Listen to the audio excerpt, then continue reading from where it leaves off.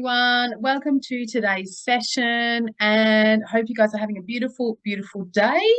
Okay, I'm Miranda Hodge from the Cherish Mum Space Coaching, and I help parents and I help educators with building connection with children and each other. So, mum overreactions, that's what we're talking about today. It's a notorious topic that everyone does not love to talk about, but we are talking about mum overreactions and the power of hindsight. Now, this is something that I am very, very familiar with, as I've had to go through the whole process of this numerous times, but specifically, I remember one big occasion in which I had to do this. Okay, so I'm going to be sharing about that. I'm going to be sharing a few different tips on how to actually go about managing your mum reactions through using the power of hindsight. I'm going to be sharing some of those, so make sure you listen on in. Okay, let's get started. Okay, so let's get started with what actually happened for me. So when my first child was 2, I had a big session, and I've spoken about this on my YouTube channel before. I had a big session with my 2-year-old, or a big week or 2, or maybe a bit longer, where I just felt like I was always overreacting to her. And then she would overreact back. And it just became this, game of back and forth. And it involved a lot of shouting and a lot of me telling her off and then her misbehaving. And it just went on and on. It was like a terrible cycle. It was so frustrating for me. And especially coming from I'm a teacher, right? And I've worked with in early childhood as well for a long time. So me just going, what is wrong? What is wrong with me? Why can't I work this out? So, and again, if you haven't heard this story before, this is what actually started me off on the journey of being a parenting coach and helping other parents in the same areas, because I had to learn all this myself. And that's just a classic story, all right? You help people you've gone through that path before yourself. So what do we do when we massively overreact as a parent? So if we overreact a lot, then our kids are going to overreact, and it just keeps the ball rolling again really, really far, really just moves it on more and more and more and more, and we can feel like we're stuck in this vicious cycle. So what are we going to do about it? Now, let's just set a little scenario. So when your child misbehaves or throws you an unexpected curveball, okay, like in the shopping centre or not, or at home, or doesn't want to eat their food and throws it at your head, or whatever it is, you can overreact. Now, first of all, you may overreact because you're triggered. You may overreact because you are so tired and you've had no sleep, and you've got, might have another baby on the way, and you've got, or you might have older kids that you've got to keep up with all of their things that are going on. You might have younger kids. You might not have any other kids. You might just be full up at work. You might have a husband who's just angry at you. You might have all sorts of things going on, or be sick, okay, and you overreact. So how do we deal with that situation? Okay, you've moved beyond the situation, you've dealt with it the best you could, you overreacted and shut the child up and put them to bed and whatever else happened, you got through that night, basically. You got through the rest of that time. How do you stop that happening again? When you look back on it, how do you actually stop it? A, you can feel a lot of mum guilt. Hands up if you felt lots of mum guilt. Hello. Okay. B, you can feel really, really powerless and overwhelmed with the situation.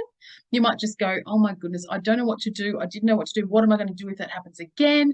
It can really, again, start a vicious cycle of fear in your head.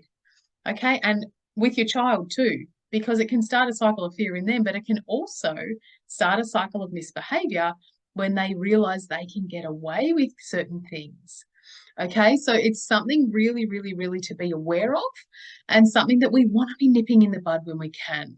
Okay, so, and I'm not here to judge anyone who has massive overreactions. I've just shared that I've had them before and I still have them because I'm a parent.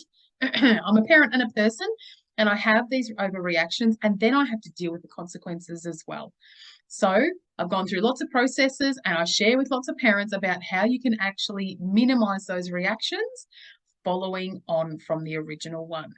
Okay, so I'm going to be sharing some of my tips right now. Okay, so the first thing you want to ask is, what went wrong and how do I know it went wrong? Now, obviously, it's the overreaction that you had yourself.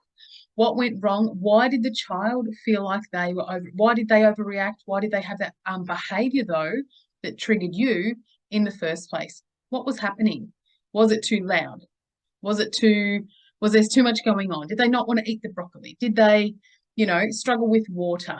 because often it's something that they are struggling with that then can trigger us. It's quite often something they don't want to do or they're struggling with. It can really, really, really mean that they start flipping their lid and therefore we start flipping our lid. Okay, often, not always. So how do you know what went wrong? Often that's because they wouldn't eat the broccoli, they threw it on the ground, they started having a tantrum, they pushed it around their plate or whatever. They, had a big moment, all right? Whatever. You guys can come up with that. Okay, what went wrong and how do you know about it? So that's the first one. Second one, how can I change my own behavior in that situation? So child's thrown something at you, you've overreacted. What are you doing, you XXXX? What can you do instead of shouting like that next time this comes up? So if this same situation or a similar one came up next week, what are you going to do about it? It's going to change the situation because the child's not going to change it. It's you. It's you as the parent that actually has the potential to change that space in that moment. And you're not going to always be able to because you're a human too. But what are you going to do to change that space? So change your reaction. You might lower your tone. You might choose some different words to say. Something that really helps with lots of my clients is actually helping them with a script. So writing out a little bit of a script of here's what you're going to say when this happens, okay? Working with the client. I don't just write it out. I work with the client. Okay, this is what you can say. And just say that because your brain can't think of anything else because you're trying to manage your own reaction. Okay, you can think about moving to a different space physically. You can think about having something in your handbag to actually help your child be more distracted in the supermarket. Okay, have something. We've talked about that. I've talked about that with clients before. Have a couple of like mini Rubik's Cube or I don't know, something that's obviously developmentally appropriate for your child in your handbag. Okay, glitter, not glitter jars, but like the different liquid timer things. They're fantastic to have in your handbag, just a real small one, something your child can play with. Okay, making sure that you've got something that can diffuse them, that can diffuse you as best as possible. Sometimes that means literally looking for a tree. I used to look out the window at a tree that was waving in the wind when I was at home and struggling. Be like, okay, there is the world outside this moment. Okay, sometimes just that sort of grounding stuff is very, very helpful. So changing your own behavior. The third thing that you want to be thinking about is how can I support my child better? And some of this I've just discussed anyway, if this happens again. So if this happens again, how can I support my child better? Does that mean giving in to them if they're having a big power tantrum? No, it doesn't. It means how can you support them better? Can you be prepared to get down on your hands and knees in a shopping centre and give them a hug? Can you be prepared to pick them up and remove them from the situation? Can you be prepared to go, you know what? We're going to stop now and we're going to come back and do the rest of the shopping later because I can see that all you need to do right now is give mum a hug or go home and have some food, go to the toilet or whatever it is. Okay, if your child is overstimulated, overwhelmed, having a big, big, big moment, then, and that's causing you to react, then trying to nip that in the bud a bit more is super helpful because A, it doesn't lead to you reacting as badly. And also it helps support your child and they're going to go, mum or dad are a safe space.